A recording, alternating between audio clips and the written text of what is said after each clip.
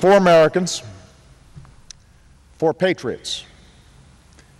They loved this country, and they chose to serve it and served it well.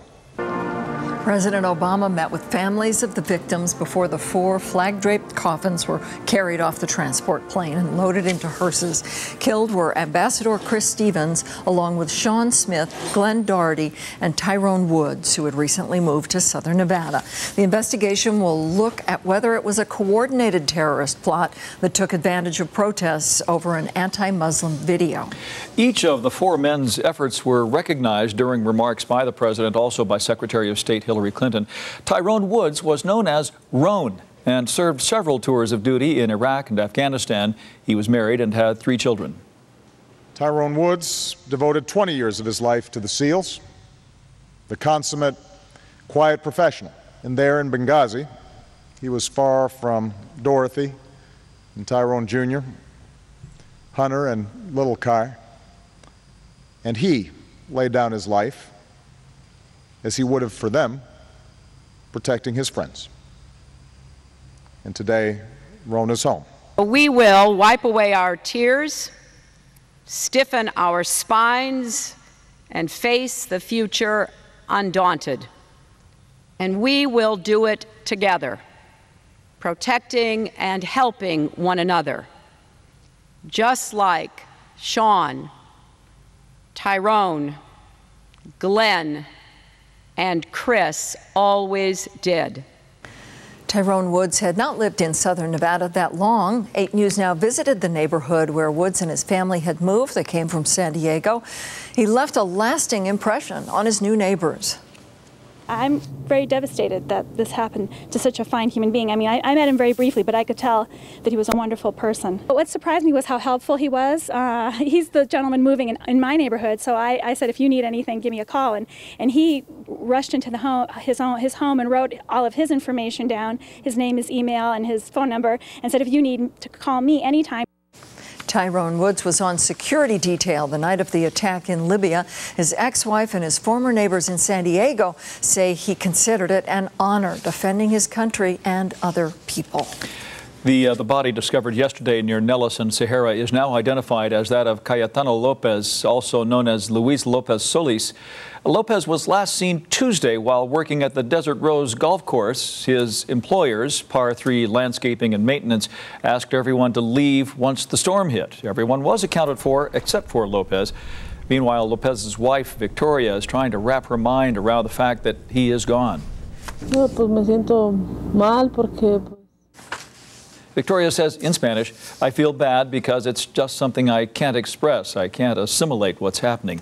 Victoria is trying to get enough money to give Lopez a proper burial in Mexico. Par 3 set up an account at First Security Bank of Nevada. If you'd like more information, go to 8newsnow.com and type in the keyword Lopez. An arrest was made in the drowning of a 1-year-old girl. 31-year-old Lenny Haskins is charged with child neglect with substantial bodily harm. He's also accused of leaving the scene on September 5th. According to police, officers responded to a call that medical personnel were in a parking lot at Spring Mountain in Fort Apache trying to revive a child. The child was taken to the hospital where she was pronounced dead. Officers determined the girl fell into a backyard swimming pool at a house a short distance away from where she was found.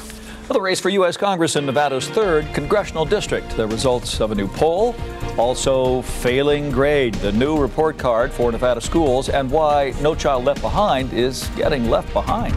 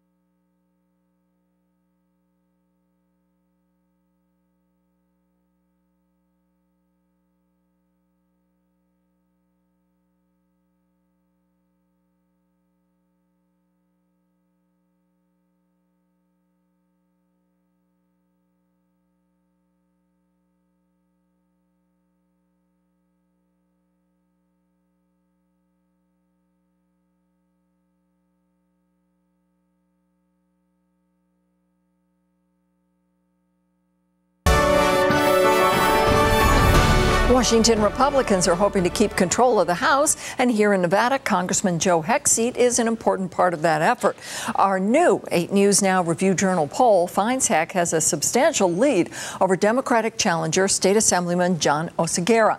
This is for Nevada's 3rd congressional district. Heck leads by 13 points among voters. Also, when asked about likability, likely voters favored Heck. 45% view him favorably.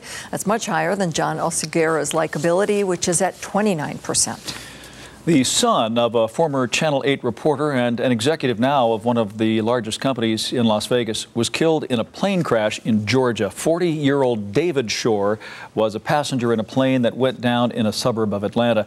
David's father is Steve Shore, the vice president of Cox Communications, the leading cable company here in Las Vegas. The pilot also died in the crash of that small airplane. An investigation into the accident is underway. And Cox released a statement saying Steve Shore is a respected member of their team and David's loss is tough. The Cox statement goes on to say that, quote, "We extend our sympathies and support for the surviving members of David's immediate family, including his wife Bridget and their 3 children." Taxi cab trouble after an I-team investigation into inflated fares for tourists, long hauling. The new journey for the whistleblower who says he was terminated for telling the truth.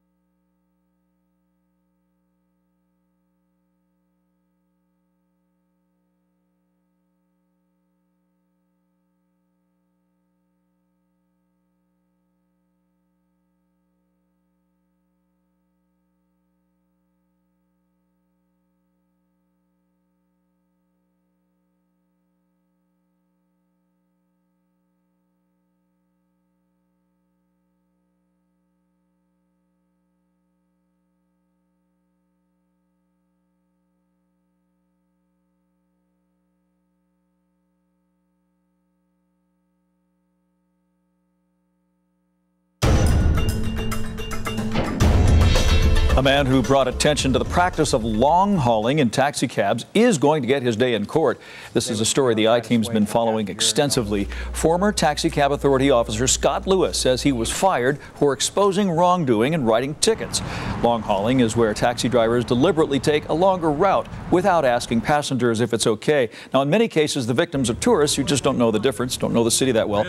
Lewis has been trying to get a hearing on his wrongful termination suit. He's been told he will now get that.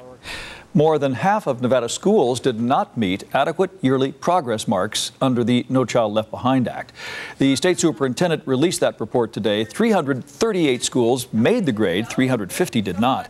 Only 56 received distinguished recognition.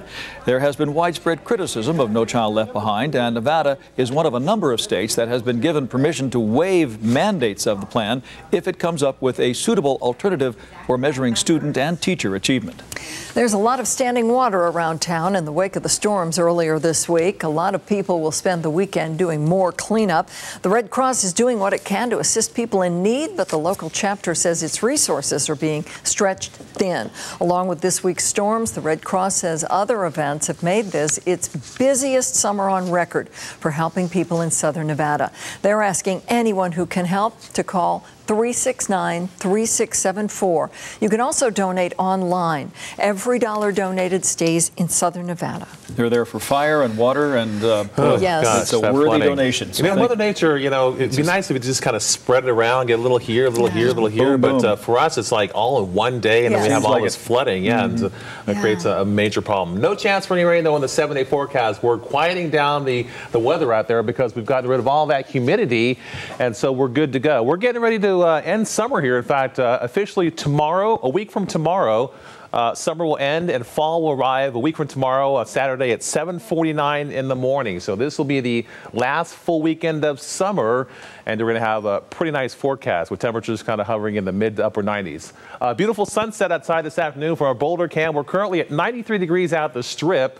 You can see the humidity very low at 12% currently. All right, so here are the numbers. East Domingo, you're at 97. Lake Mead, you're at 94. El Dorado, Van Wagenen, lower 90s up towards the north. A lot of 90s out there. You can see Warmer Springs, Water Street, you're at 94. College at 95, you're at 92 degrees. And then you've got some 80s from Indian Springs up to Caliente, up to Tonopah. Look at Death Valley, still hot at 105 at this hour. Laughlin, you're at 104. And then again up towards Mount Charleston, nice and cool. The current temperature at 58 degrees. So the official high today, a normal high now is 95. And look at that high today, right where we should be. The high today at 95 degrees. Sunset occurring a little later on at 6:50. And tomorrow morning sunrise will occur at 6:23. So as long as we've got high pressure in control, that means we're going to have some great weather, really. I mean, the air will be sinking by compression. Air of high pressure kind of blocks the clouds. So we're talking about warm temperatures, not up near 110, but we're talking about temperatures hovering in the mid to upper 90s. Mount Charleston tomorrow, upper 70s, mid 40s overnight. Red Rock, the high tomorrow at 95 degrees, and then head out towards the lake.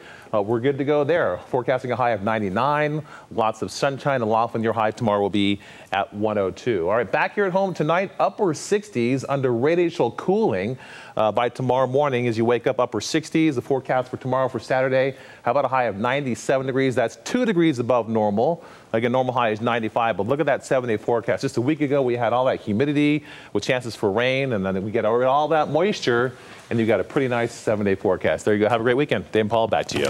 Okay, thanks a lot, Darren. The UNLV football Rebels are taking on Washington State tonight. And Scott Bemis is out there at Sandboy Stadium. How's it looking, Scott? Yeah, they're underway already, and we'll give you a game update after this. I'll tease you. So far, not great news for the Rebels, but when we come back, we'll tell you what's going on, and we'll get some thoughts on Coach Hauk's future when we return in sports.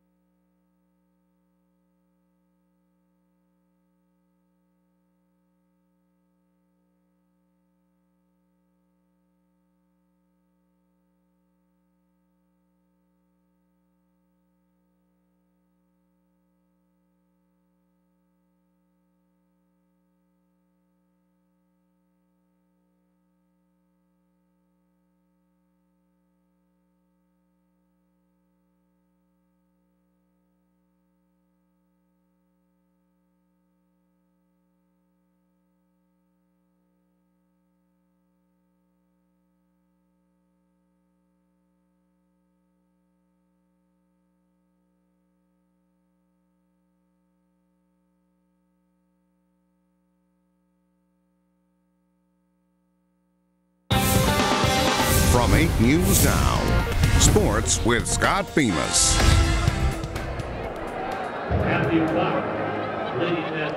All right, we're back out live out here at Sam Boyd Stadium. Rebels and Cougars playing a Friday night game this week. Right now, 7-0 Washington State. As you take a look at the field out there, they got an early TD catch from Marquise Wilson to take the 7-0 lead. A lot of football left to be played out here, though, tonight. Of course, a lot of panic in Rebel Nation after last week's loss to Northern Arizona. So we asked a couple Rebel insiders earlier, why should Rebel fans believe in what Bobby Hauck is trying to build here? Believe in what he's doing here? Well, we're trying to instill consistency into the program. We have to have consistency in the coaching staff. I think 3 years is just not enough time. The team looks better. I mean, whether it plays better is another matter, but they do look more athletic. They are bigger. They look like, when I saw them in training camp, they looked like they were definitely improved over the past year or two. They got to go out and do it. I mean, you know, it's fine to say all those things, but if they're getting beat every week, it doesn't really mean anything. Now, while we were away there, listen to that sound. UNLV just threw an interception, some more bad news. Of course, let's transition a little bit. There's also a big